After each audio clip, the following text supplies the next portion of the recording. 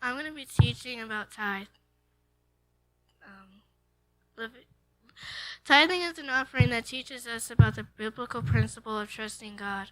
Leviticus 20:27-30 says, A tithe of everything from the land, whether grain from the soil or fruit from the trees, belongs to the Lord. It is holy to the Lord. Everything we own belongs to God, even our money.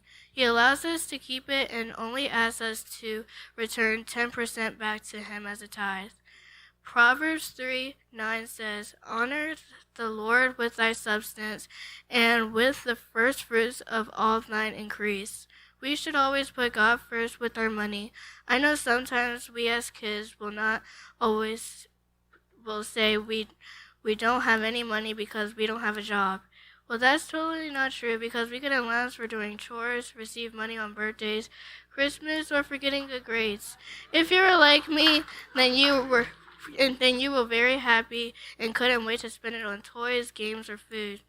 Even though we are kids, God wants to see what we do with our money and if we honor Him first with our giving.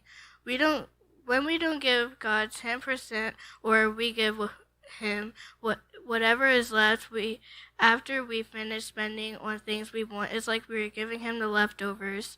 What if your parents said, I'm going to treat you to an ice cream cone, but you noticed they were eating your ice cream cone and then they decide to give you a little piece of the cone, but that's all that was left. You would look at your parents and be upset and wouldn't even want to take it because there is really nothing left. This is how God feels when we give Him the leftovers. Always put God first with your giving. 2 Corinthians 9:7 says, Each of you should give what you have decided in your heart to give, not reluctantly or under compulsion, for God loves a cheerful giver. Sometimes we can give money to God with a bad attitude. Maybe your parents are making you to give your money to God and you think it's not fair, but you give it anyway. When you are not feeling happy about giving, you should pray to God to help change your heart and attitude because He doesn't want you to be angry about giving. How would it make you feel if someone gave you a birthday gift, but they looked at you with an angry look and had a frown on their face when they gave it to you? You would start feeling sad and probably not want to take the gift. This is how God feels when His children give with a bad attitude. Just like we are happy and excited when we receive money, when we give to God, we need to have a good attitude, a smile on our face, and tell yourself, I'm giving this back to God because He is awesome and I love Him. He deserves my best.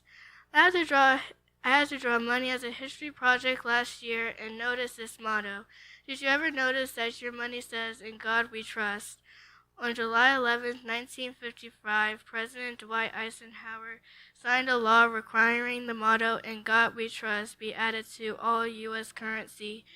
Even though a lot of people will not pay attention to America's national motto, it's a great reminder to God's children that when we give our offering, we can trust God to take care of us and provide for all of our needs.